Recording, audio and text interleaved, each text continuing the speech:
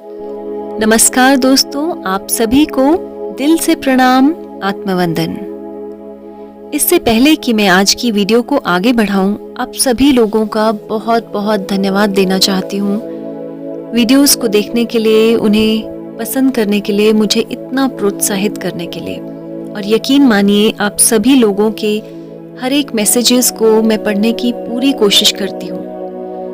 कोशिश रहती है कि हर एक मैसेज का जवाब भी लिख सकूं, लेकिन जिनको रिप्लाई नहीं आ पाता है उसके लिए क्षमा चाहूँगी और रिक्वेस्ट करूँगी कि आप कोशिश करें कि आप जो कुछ भी मैसेजेस के द्वारा मुझे लिख रहे हैं वो कमेंट बॉक्स में लिखें, ताकि मैं एक बार सबको ही रिप्लाई भेज सकूं, एक ही जगह पर सबके मैसेजेस को देख सकूं। फ़ोन पर ये सब कुछ करना थोड़ा सा मुश्किल हो जाता है।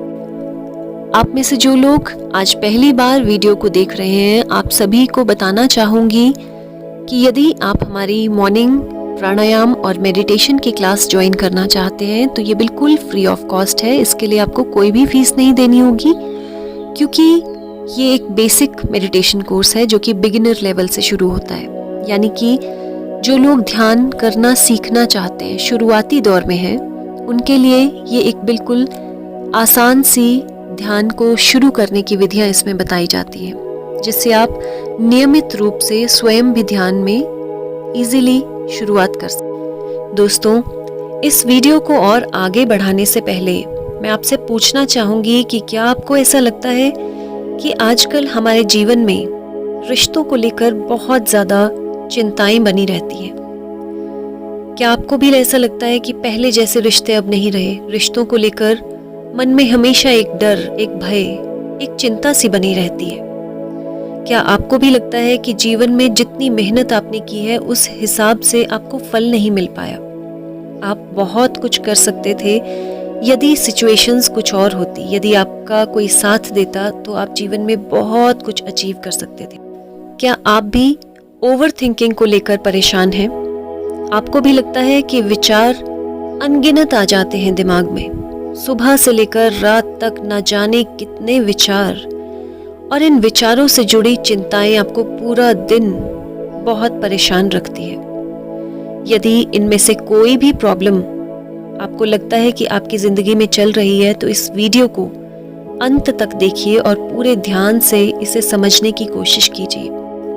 वीडियो को पूरा देखने के बाद कमेंट बॉक्स में लिखकर मुझे ज़रूर बताएं कि आपने इस वीडियो से क्या कुछ सीखा।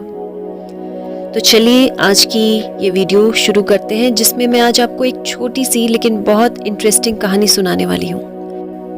एक बार गौतम बुद्ध अपने ध्यान में पूरी तरह से लीन बैठे थे और उसी समय एक आदमी उनके पास रोता रोता आता है और हाथ जोड़कर उनके पाँव के आगे गिर जाता है। बहुत रोता है, बहुत रोता है। तो जब भगवान बुद्ध उससे पूछते हैं कि क्या हो गया, जीवन में ऐसा क्या हो गया कि तुम अपने आंसू को रोक नहीं पा रहे हो, तो वो महात्मा बुद्ध से कहता है कि मेरा जीवन पूरी तरह से अस्त व्यस्त हो गया है। मैं कुछ भी जीवन में ठीक से कर नहीं पा रहा हूँ और बहुत निराश हो चुका हूँ। कभी कभी तो मन करता है कि बस अपने जीवन को यहीं समाप्त कर दूं। मेरे जीवन में कुछ भी खुशी नहीं है। मैं जो कुछ भी सोचता हूँ उसमें से कुछ भी संभव नहीं हो पाता। बहुत मेहनत करता हूँ लेकिन अंत में कुछ भी हाथ नहीं लगता। पूरे जीवन भर इतनी पढ़ाई लिखाई की, माँ बाप का इतना पैसा खर्चा, लेकिन आज जब बड़ी मुश्किल से एक नौकरी लग पाई है तो वो भी इस लायक नहीं है कि मैं एक बहुत बड़ा घर खरीद पाता। अपने बीवी बच्चों, अपने माता पिता को कुछ भी सुविधा नहीं दे पा रहा हूँ। बस इतना कर पाता हूँ कि अपने परिवार को भरपेट भोजन दे पाता हूँ। समय समय पर उन्हें फल, साग, सब्जी, जो कुछ भी खाने के लिए ज़रूरी है वो दे पाता हूँ। अपने बच्चों को स्कूल में पढ़ा पाता हूँ। माता पिता को बुजुर्गियत में जो ज़रूरी सामान है वो दिला पाता हूँ। अपनी पत्नी और बच्चों को कभी कभार शहर में घुमा लेता हूँ, कभी कभी बाहर खाना खिला लेता हूँ, लेकिन इससे ज़्यादा और कुछ भी नहीं कर पाता। कभी कभी तो लगता है कि जैसे जीवन में मेरे लिए कमियां ही कमियां लिखी थी। गौतम बुद्ध से कहता है कि मुझे ऐसा लगने लगा है कि जैसे एक काम के लिए ही मेरा जन्म हुआ है। काम पर जाना और घर आना, बस यही मेरी जिंदगी बन चुकी है। बहुत दुखी होता है और कहता है कि आपने तो जीवन में बहुत से लोगों का समाधान निकाला है, क्या मेरी इन समस्याओं का कोई हल नहीं? क्या आपके पास कोई ऐसी तरकीब नहीं कि मैं इन समस्याओं से पूरी तरह से बाहर आ सकूं? बुद्ध उसकी बातों को सुनकर एक प्यारी सी मुस्कान देते हैं और कहते हैं कि ऐसी कोई समस्या नहीं है जीवन में जिसका कोई हल ना हो, इसलिए तुम्हारी भी समस्या का आज मैं पूरी तरह से हल करूंगा, बस तुम्हें एक काम करना होगा।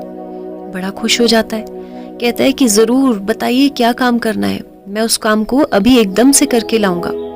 अब भगवान बुद्ध उसे सामने फूलों का एक बागीचा दिखाते हैं। ये बागीचा इतना बड़ा था कि कोई भी इसमें चलते चलते ही थक जाए।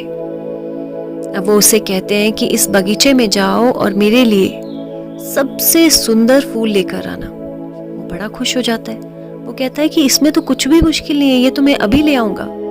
लेकिन वो कहते हैं कि थोड़ा सा रुको, मेरी पूरी बात सुन लो, उसके बाद फिर तुम जाना। वो शांत होकर भगवान बुद्ध की बात सुनने के लिए खड़ा हो जाता है। भगवान बुद्ध उसे समझाते हैं कि जब तुम इस बगीचे में जाओ तो 2 शर्तें हैं मेरी। पहली ये कि जब तुम फूल लेकर आओगे तो वो फूल इस बगीचे का सबसे सुंदर फूल होना चाहिए, और दूसरी शर्त ये कि जब तुम बगीचे में जाओ तो सीधे चलते हुए ही फूलों को देखना है, और जिस फूल से तुम आगे निकल जाओ उसे पीछे मुड़कर नहीं तोड़ना है। अब आदमी बड़ा खुश होता है, तो उसे लगता है कि काम तो बहुत आसान है, तो इसका मतलब आज मेरे जीवन की सारी समस्याएं, सारे दुख, सारी परेशानियां, सारे विचार, सब कुछ ठीक होने वाला है। खुशी खुशी वो बगीचे में जाता है, और जैसे ही बगीचे के अंदर जाता है वो देखता है एक से बढ़कर एक फूल।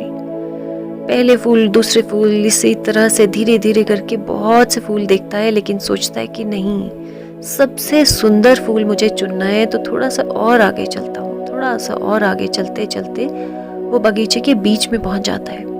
अब बगीचे के बीच में एक फूल को तोड़ने ही लगता है, लेकिन फिर उसकी नजर पड़ती है आगे एक और फूल पर। वो पिछले फूल से कहीं ज्यादा सुंदर था। ऐसे करते करते वो धीरे धीरे और आगे बढ़ जाता है और बगीचे के बिल्कुल अंत तक पहुंच जाता है। बगीचे के अंत तक पहुंचते ही देखता है तो वहां पर कुछ सूखे फूल ही बचे थे। बहुत परेशान होता है और उनमें से ही एक फूल जो कुछ भी चुन पाता वो तोड़ता है और भगवान बुद्ध के पास लेकर आता है। अब जब वो भगवान बुद्ध के पास पहुंचता है तो उन्हें फूल देता है, तो भगवान बुद्ध उससे पूछते हैं कि तुम मेरे लिए ये फूल लाए हो? इतने सुंदर बगीचे में से तुम्हें सिर्फ यही फूल दिखाई दिया क्या? अब वो आदमी बड़ा ही शर्मिंदा होता है और कहता है कि फूल तो बहुत दिखे, लेकिन मुझे लगा इससे सुंदर शायद आगे और मिलेगा। फिर आपकी दूसरी शर्त याद आ गई कि आपने कहा था पीछे मुड़कर कोई फूल नहीं तोड़ना है। भगवान बुद्ध उसके सिर पर हाथ रखते हैं और कहते हैं कि यही तुम्हारी समस्या है। जीवन में भी तुम यही कर रहे हो। तुम्हारे पास ये जो छोटी छोटी खुशियां हैं, यही जीवन के सबसे सुंदर फूल हैं, जिन्हें तुम आज नजरअंदाज कर रहे हो। यही तुम्हारे जीवन की सबसे बड़ी बड़ी खुशियां हैं। एक छोटी छोटी घड़ी, छोटे छोटे पल को जितना खुश होकर तुम जियोगे उतना खुश रहोगे जिंदगी में। बहुत से ऐसे लोग हैं जो इन चीजों के लिए, इन सुविधाओं, इन रिश्तों के लिए तरस रहे हैं, जिनको आज तुम नजरअंदाज कर रहे हो। अब वो व्यक्ति जीवन में अपनी पूरी समस्या को समझ चुका था। वो जान चुका था कि ये जो जीवन वो जी रहा है, यही असली जीवन है और यही जीवन की खुशियां हैं। जी हाँ दोस्तों, हमारा जीवन भी कुछ इसी तरह से है। हम में से जो लोग रिश्तों को लेकर परेशान हैं, सोचिए उन लोगों के बारे में जिनके पास ये रिश्ते भी नहीं है। हम में से जो लोग पति पत्नी, माँ बाप, बच्चों को लेकर परेशान हैं, सोचिए उन लोगों का जिनके पास वो रिश्ते नाते ही नहीं है, जिनके पास अपना कहने के लिए जिंदगी में कोई भी नहीं है। हम में से जो लोग नौकरी को लेकर परेशान हैं, वर्क स्ट्रेस को लेकर परेशान हैं, सोचिए अगर ये नौकरी भी आपके पास ना होती तो क्या होता। उन लोगों का सोचिए जिन्होंने बहुत पढ़ाई की है लेकिन आज तक नौकरी के लिए दर दर भटक रहे हैं। इसलिए जीवन में जो भी रिश्ते हैं उनकी कद्र कीजिए। नौकरी जैसी भी है, छोटी हो या बड़ी, लेकिन आज जीवन में आप जो कुछ भी कर पा रहे हैं इसी नौकरी के कारण है। इसलिए अपनी नौकरी, जहाँ से आपकी रोजी रोटी चलती है, जहाँ से आपके परिवार का जीवन चलता है, उस नौकरी को भगवान तुल्य माने, उसका सम्मान करें, उसे ईमानदारी से करें। जीवन की वो सुविधाएं, जिन लोगों को लगता है कि हमारे पास बड़ा घर नहीं है, हमारे पास दूसरों जैसी बड़ी बड़ी गाड़ियां नहीं है, हमारे पास दूसरों की तरह सौंदर्य नहीं है, हम सुंदर नहीं है। सोचिए उन लोगों के बारे में जिनके पास सुंदर घर होना तो बहुत दूर की बात है, उन्हें यही नहीं पता होता है कि शाम को वो सोएंगे कहाँ। आज किसी झोपड़ी में सो गए हैं तो कल वो झोपड़ी भी रहेगी या नहीं, उन्हें ये भी नहीं पता होता। कभी अपनी शक्ल सूरत को लेकर परेशान हो जाते हैं तो सोचिए उन लोगों के बारे में जिन्हें भगवान ने पूरे अंग भी नहीं दिए। आपको जीवन में भगवान ने सभी सही सलामत अंग दिए, स्वस्थ तन, निरोगी काया और स्वस्थ दिमाग दिया है। उसके लिए इस ईश्वर का तहे दिल से धन्यवाद करें। जी हाँ दोस्तों, आज भी अगर इन चीज़ों को नहीं समझ पाए तो जीवन बहुत आगे निकल चुका होगा और हम पीछे मुड़कर जब देखेंगे तो पछतावे के अलावा जीवन में और कुछ भी नहीं रह जाएगा। भगवान बुद्ध कहते थे कि जीवन में हर समस्या का हल हो जाता है केवल एक समस्या को हल करने से, और वो समस्या थी अपने मन को कंट्रोल करना, अपने मन पर नियंत्रण करना। जी हाँ दोस्तों, जरा सोचिए अगर आप अपने इस मन को कंट्रोल कर पाए जो हमेशा एक बंदर की तरह नाचता रहता है, एक विचार से दूसरे, दूसरे से तीसरे विचार तक लगातार सुबह उठने से लेकर रात को सोने तक विचारों से घिरा रहता है, और इन विचारों पर नियंत्रण पाने का केवल और केवल एक ही तरीका है, और वो हम सभी जान चुके हैं। जी हाँ, वो तरीका है केवल और केवल ध्यान करना। और ध्यान को शब्दों से नहीं बल्कि अनुभव से सीखा जाता है। आप ध्यान में जितना अभ्यास करेंगे, जितना मेडिटेशन की प्रैक्टिस करेंगे, आप उतनी गहराई से ध्यान में उतर पाएंगे। इसलिए दोस्तों, ध्यान को करते समय बहुत सारी इच्छाएं मन में ना रखें। ध्यान का असली अर्थ ही यही है कि अपनी इच्छाओं को विराम देना। जिस दिन आपके मन में ये इच्छाएं रुक जाएंगी, उस दिन आप अपने आप जीवन में पूरी तरह से संतुष्ट हो जाएंगे, जीवन के अपने असली उद्देश्य को समझ पाएंगे। ये बहुत कठिन कार्य है लेकिन असंभव नहीं है। मैं उम्मीद करती हूँ कि उन सभी लोगों को इस छोटी सी, इस प्यारी सी कहानी से अपने बहुत से सवालों का जवाब मिला होगा। जीवन में आज जो पल है वही खुशी के पल है।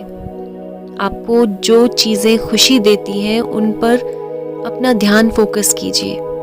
उन चीज़ों के प्रति पूरे दिल से धन्यवाद भाव रखिए, कृतज्ञता भाव रखिए, और जीवन के वो चैप्टर्स जो कि आपको कहीं ना कहीं परेशान करते हैं, आपको चिंतित करते हैं, ओवर थिंकिंग से हमेशा परेशान रखते हैं, उन चैप्टर्स को एक परेशानी की तरह नहीं बल्कि जीवन के एक नए पाठ की तरह सीखें। ये वो चैप्टर्स हैं जो पिछले जन्मों में, न सिर्फ एक जन्म में बल्कि न जाने कितने जन्मों में हम सीख ही नहीं पा रहे। इसीलिए ये जिंदगी के चैप्टर्स तब तक हमारे अगले अगले जन्मों में आते रहेंगे जब तक हम इन चैप्टर्स को पूरी तरह से सीख नहीं पाएंगे।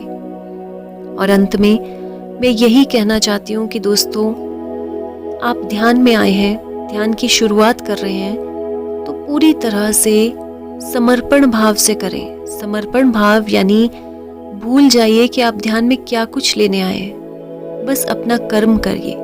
जैसे जैसे आपको ध्यान में सिखाया जा रहा है, आप बस उसे फॉलो करते जाइए, और यकीन मानिए अगर इसी तरह से आप ध्यान करते रहेंगे तो कुछ ही समय बाद आप स्वयं ये कहेंगे कि मुझे ध्यान से कुछ भी नहीं चाहिए, बस ध्यान में लीन रहना चाहते हैं। क्योंकि ध्यान खुद में ही एक बहुत बड़ा आनंद है, परमानंद। अपनी आत्मा को जब हम परमात्मा के साथ जोड़ते हैं, उसमें आप जो आनंद का अनुभव करेंगे, जिस शांति का अनुभव करेंगे, वो जीवन की हर खुशी से कहीं ज़्यादा है। और यकीन मानिए ऐसा दिन बहुत जल्दी आएगा। बस आप समर्पण भाव से निरंतर तन्मयता से ध्यान में जुड़े रहें। जब आप अपने आप को इस तरह ध्यान से जोड़ते हैं तो न सिर्फ आप अपने आप को बल्कि अपने पूरे परिवार को एक बहुत अच्छी ज़िंदगी देने का प्रयास कर रहे हैं। और यकीन मानिए, खुद के लिए और अपने परिवार के सदस्यों के लिए इससे बेहतर और कोई तोहफा नहीं हो सकता। इसलिए आज से ही ये ठान लें कि हर दिन, प्रतिदिन आप कम से कम उतनी देर ध्यान करें जितनी आपकी उम्र है। यानी कि आप जितने साल के भी हैं, कम से कम उतने मिनट के लिए तो ध्यान करें ही करें। यदि हमारे मॉर्निंग मेडिटेशन ग्रुप के साथ जुड़ना चाहते हैं तो ऊपर दिए गए नंबर पर व्हाट्सएप कर सकते हैं। हर सुबह 5 से 6 हमारी डेली रूटीन क्लास रहती है, आप उसे ज्वाइन कर सकते हैं ताकि हम सभी ग्रुप में मेडिटेशन को कर सकें और जीवन को एक नए आयाम तक लेकर जा सकें।